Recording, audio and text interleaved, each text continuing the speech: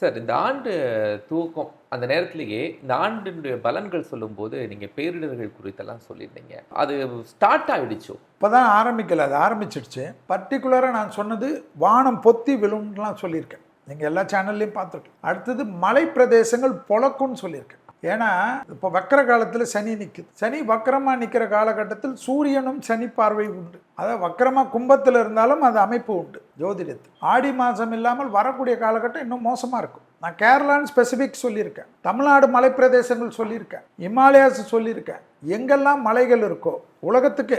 ஏன்னா கும்பத்தில் சனி இருந்து அதுக்கு அடுத்தது மீனம், அதுக்கு அடுத்தது மேஷம். இன்னும் என்னை பொறுத்த வரைக்கும் ஒரு 6 வருஷத்துக்கு உலகத்தை போட்டு இந்த பயமுறுத்துறதா திட்டினாலும் பரவாயில்ல. நிலநடுக்கங்கள், வெள்ளம், புயல், நெருப்பு, காடெல்லாம் பத்திக்கு எறிகிறது, இண்டஸ்ட்ரியல்ஸு, போர்கள், அணு ஆயுதங்கள் பிரயோகம் படுத்துறது அடுத்த 6 வருடத்துக்கு. மலை பிரதேசங்கள்ல நம்ம அங்கங்கே கட்டி இயற்கை கொஞ்சக்கூடிய அழகுலெல்லாம் பண்ணுறோம்ல, நோட் பண்ணிக்கோங்க.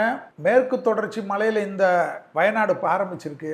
இதனுடைய தாக்கம் சனி வக்கர சனியில் ஆரம்பிச்சிருக்கு. இனி ஒன்று ஒன்றா கேரளான்னு நினச்சிருக்கோம். ஒரு ஊராக தமிழ்நாடு அப்படியே கர்நாடகான்னு அப்படியே மாறும். மேற்கு தொடர்ச்சி மலைன்றதெல்லாம் ஒரு லிங்கோடு இருக்கிறது நம்மளுடைய ரேகையில். சனிக்கு அட்ட காலகட்டத்தில் ஆரம்பிச்சிருக்கு. இனி வரக்கூடிய நேச்சுரல் டிசாஸ்டருக்கெல்லாம் அரசாங்கம் முன்னுரிமையாக இந்த ஊட்டி, கொடைக்கானல், சேலம் பக்கத்தில் இருக்கிற மலை, வேலூர் பக்கத்தில் இருக்கிற மலை, தமிழ்நாட்டில் எங்கெங்கெல்லாம் மலை இருக்கோ அதே போல் கேரளாவுக்கு திருப்பி இன்னும் உண்டு. ஏதோ வயநாடு வந்துச்சு, கேரளாவுக்கு திருப்பி கடல் உண்டு, வெள்ளம் உண்டு, மலை பிரதேசங்களால் பாதிப்பு உண்டு. நோட் பண்ணி வச்சுக்கோங்க. பெரிய கொடூரமாகலாம் நடக்கும். அதே போல் தென்னிந்தியாவில் இருக்கிற மாதிரி தான் கிடையாது. வட இந்தியாவிலெல்லாம் மகாராஷ்டிரா, பாம்பே எல்லாம் பண்ணக்கூடிய இயற்கை சேதங்கள்லாம் பயப்படுற அளவுக்கு ஆக்கிடும் உலகத்தை.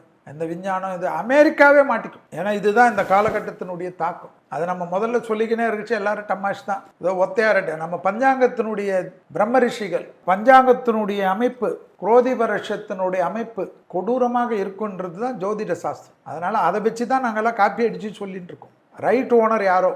ஆனால் வரக்கூடிய காலகட்டத்தில் இயற்கை பேரிடர்கள் பெரிதாக தான் இருக்கும்.